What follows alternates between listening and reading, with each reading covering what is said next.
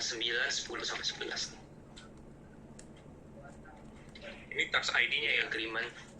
Iya, ini agreement, ini DKHC-nya. Jadi anak DKHC. Oke. Nomor kontrak sama DKHC. Oke. Bu Tina,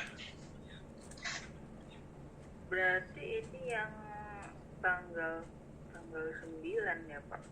Ada yang tanggal 9 ya Pak?